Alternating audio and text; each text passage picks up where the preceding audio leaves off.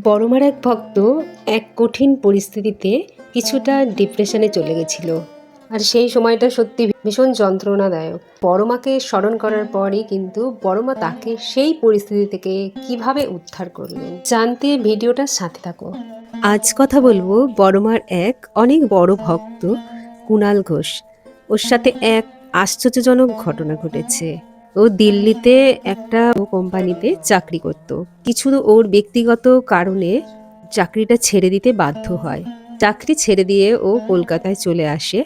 কলকাতায় আসার পর ওর হাতে কোনো চাকরি ছিল না, তাই ও খানিকটা ডিপ্রেশনে চলে যায়। সত্যি, যখন কোনো কর্মরত মানুষের হাতে কর্ম না থাকে কিছু, তখন এরকমটাই স্বাভাবিক। এই সময়ে পরিবারের মানুষগুলোর সাপোর্ট ভীষণভাবে প্রয়োজন।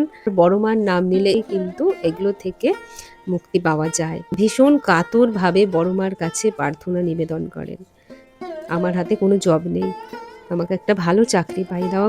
আর এই ওয়েস্ট বেঙ্গলের মধ্যেই সেই মতো বড় মাও ওর কথা শুনেছে, কারণ মা তার সন্তানের কাতর নিবেদন কখনো উপেক্ষা করতে পারে না, আর কাউকে মা খালি হাতে কখনো ফেরায় না।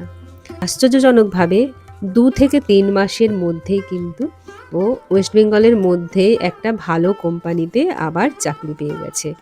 আমি একটা কথাই বলতে চাই, যদি কখনো কারোর জীবনে এরকম কঠিন পরিস্থিতির সম্মুখীন হতে হয়, কখনো কিন্তু হাল ছেড়ো না। বড় মার নাম নাও, বড় মাকে মন প্রাণ দিয়ে ডাকো, আর বড় মা তোমার জন্য আরো ভালো কিছু ভেবে রেখেছে। বড় মার কৃপায় সফল তুমি হবে। তোমাদের সাথেও যদি বড় মার অলৌকিক ঘটনা কিছু ঘটে, তাহলে অবশ্যই জানিও, আমি সকলের মধ্যে সেটা শেয়ার করে দেব। বড় মার মহিমার কথা জানতে ও বড় মার মন্দিরের আপডেট পেতে আমার এই সবার বড় মা চ্যানেলটা সাবস্ক্রাইব করে রেখো। বড় মা সকলের মঙ্গল করুন। জয় বড় মা, জয়।